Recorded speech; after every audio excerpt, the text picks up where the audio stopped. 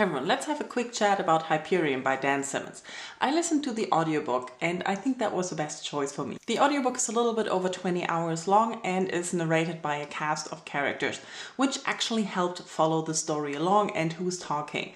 Now, Hyperion is a story of a pilgrimage and it has shifting or changing perspectives when it tells a story.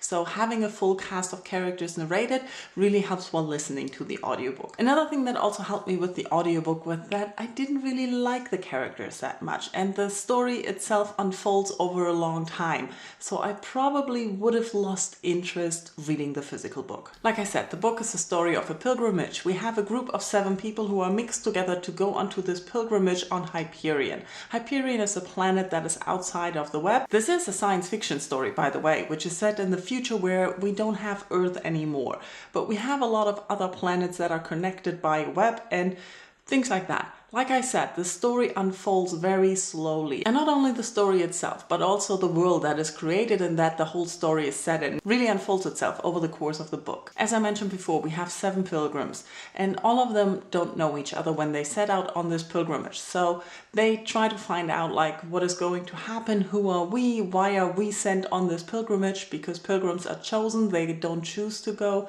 And so they decide to tell each other their stories. So this book is basically 7 stories told on the way to the temple. I'm going to be vague as usual about content because I don't want to spoil people, but also because I'm rather vague about what actually happened. So we have all these 7 pilgrims telling their stories, and they tell different kinds of stories and they have different narrations. Some are first person, some are third person, some are diary entries, and it's rather interesting how this whole book is put together, how the narrative structures shift and how this also changes your attitude towards the characters. This is a part I thought really interesting, and I can already see how this would be very interesting to study and to analyze and to reread. Unfortunately, I felt very disconnected to most of the characters. I wasn't really invested in any of their stories. As a reader, I always felt rather distant because I didn't understand what was going on. There were so many secrets and questions and uncertainties going on that kept the characters at bay or away from me, and I couldn't really dive into the story, get invested into their stories, because then we changed to another person's story, which on the other side was very good because since you don't get invested in one of the stories, you always get new stories and thus don't lose interest in the book. Towards the end, of course, things come together more and more and you discover that you're listening to a story of colonialism, conquest, invasion, power and battles for power, and also different cultures or species and how they interact and how they live together or not live together, and all of these commentary. And it is quite interesting, and I'm very glad I listened to the end of the book. But what I didn't know is that this is a duology and the book is sort of finished, but the story is not.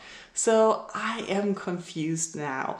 I do think Hyperion is one of those books that I've always known of but never knew anything about, and I'm glad I have read it now and can understand when people mention it what it is. But I think to really deeply comprehend it you have to read it more than once, and even though listening to it was a good choice for me and the audiobook was very well done, I don't think it helped me to really deeply understand the book.